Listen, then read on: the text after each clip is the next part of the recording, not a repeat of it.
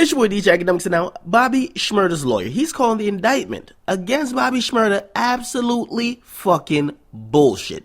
Now, those are bold fucking words from a lawyer who's defending a man he's faced with about 7 charges, facing 25 years in jail, but that's what he's saying. Now, we gotta first and foremost attack this by saying there's 2 types of lawyers. 2 fucking types of lawyers. There's one type of lawyer, right, that even if you're caught in some type of jam and it looks like you're fucking guilty, all the evidence suggests you're guilty, he'll still get you off. It's like Johnny Cochran. It's kind of like your girl walks in, your side chick catches your dick within the pussy. He's still got an airtight alibi to somehow vindicate you of fucking your ex-chick. That's the best type of lawyer. We all want those type of lawyers, right? But then we got another type of lawyer. The other fucking type of lawyer who, listen, he doesn't help you get out the situation. He just fucks up your case. He gets media attention and he just fucks your whole shit up until you're ending up serving NBA numbers in total years behind fucking bars. Now, Bobby Shmurda, previously known as the Finger Gun King, at least that's what I gave him the name as. Listen, we gotta change his name because after reading all the information on the indictment and realizing that he was a super savage, really with the shits, he was shooting at his brother, he was involved in weekly shootouts, he was actually talking and doing that drug game. Listen, he was a pure hooligan in these streets, a pure savage. His new name has got to be Mad Max from Shatas. Now, if you don't know what that is, go look it up. But I will say this, man. He's facing 25 years in jail, 7 counts against him, and his lawyer is actually in these streets talking to the media. And he's claiming that this indictment is absolutely fucking bullshit. His words, not mine. I'm gonna let you guys hear them in a little bit too, but I'm like, wow, what the heck? Now, there was some rumors that came out because people have been asking me, yo, did Bobby Shmurda get killed in fucking Rikers? Did he get stabbed? No, calm down. No, Bobby Shmurda's a super savage. He'll shmoney dance out of that anyway. Plus, that came from a fake website who puts out fake stories. Don't worry about that. Bobby Shmurda is in protective custody, 23-hour lockdown per day. He's not doing shit but looking at 4 walls. Believe me. But now, check this out, because there's 13 people indicted in GS9. Bobby Shmurda's lawyer, Howard Greenberg, says he's the vampire slayer, and he's only representing Bobby Shmurda and his brother, Gervais. Which tells me the other 11 people that was indicted, they got to fend for their fucking own. They got to get lawyers by themselves, and they got to pony up bail by them goddamn self. Now, here's the thing, because I'm wondering if Rowdy Rebel gets a lawyer from Epic Records, or he got to fend for himself, because you know what it is, man. It's a fucking record label. They're looking like, dog, you don't got no hits, my nigga. You might as well just serve this little bid, right? How about you take the case for Shmurda? Could you do that, right? You could kind of support him, and when you come back out, you get some type of, whatever you niggas do, right? Remember, Offset came out, and now he's with the top 3 goons out of Gwinnett County, even though it's not the same thing. But that's what they're looking at him like, yo, dog, you ain't got no hits right now. Stay your ass in jail. We'll get Bobby Shmurda out. But this is where the lawyer kind of fucks me up and he confuses me, because he starts talking about the indictment as being bullshit. He's like, first of all, he's like, the government is against rappers. Now, this is why this troubles me, because I'm not even saying, even in theory, let's actually entertain the idea that the government is against rap. In my recent investigation, anything the government's against, they usually win, right? Remember people say, oh, the government's against black people?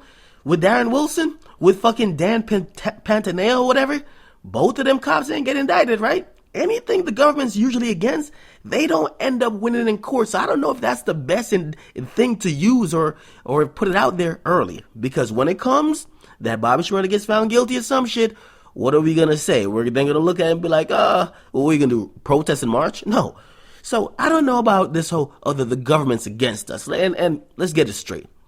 Mike Brown and also Bobby Shmurda actually getting arrested. There was proof that Bobby Shmurda was doing crimes. That's why he was arrested. But let's keep it going, because this lawyer even said, listen, there's no proof against it. And he said, why would Bobby Shmurda even do these things when he was fucking rich? He's rich right now. And I'm thinking, like, did this motherfucking lawyer not read the indictment? The indictment says they have tapped his phone since May 2013, and most of the crime happened in 2013 going into 2014. Listen, Bobby Shmurda was broke as a fucking joke back then. Listen, Bobby Shmurda didn't even have extra lint in his pocket to spare. So he's telling me that this lawyer, I don't know what he's doing or talking about Bobby Shmurda's been rich. Bobby Shmurda just got rich like 4 months ago. Let's calm that down. So I'm like, all right, I'm not trusting this fucking attorney that much. And also, the wiretap on Bobby Shmurda's phone was since May 2013. So he definitely wasn't rich then. So I'm just cautioning this attorney to take this fucking case serious, because I know he's getting paid by Epic Records, which means win or loss, he's getting paid regardless. And really, his only incentive to get Bobby Shmurda off is really if Epic Records says, yo, we really need this nigga to make another hit. But if they say, you know what, we're going to drop him anyway, he's going to serve some time. So I'm hoping he takes it serious. Like, yeah, listen, there's nothing to play around with. Serious indictment. But yo, you guys listen to what he was saying, and he answered questions about Bobby Shmurda, the indictment, and the whole process. Listen to what he had to say. Then get in the comment box. Make sure you guys subscribe and definitely follow. Check it out. I'm not going to let the government crucify my guys, okay? The police recruit guiltless, loveless people to whom truth is a meaningless concept, who are jealous, and they get to inform on people who are on their way up, who are minding their own business. My guys have no call to be involved in this nonsense. Acquille Pollard is rich.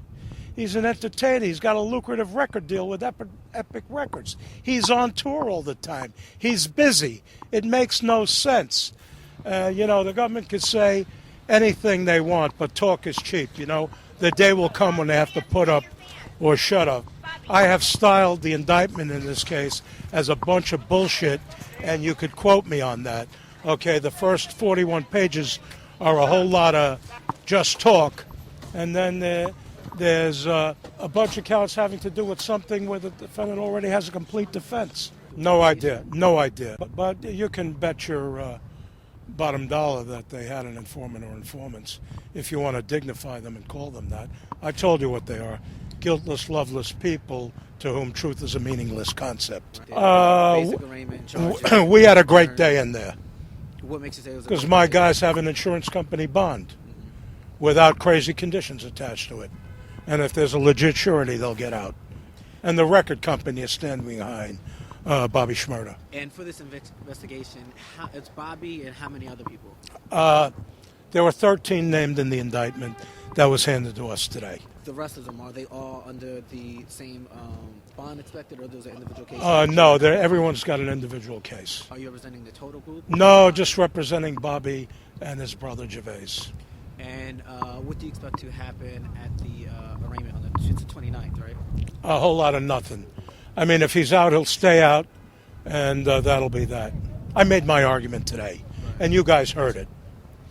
So you can go home and tell your family what you thought about the lawyer's bail argument.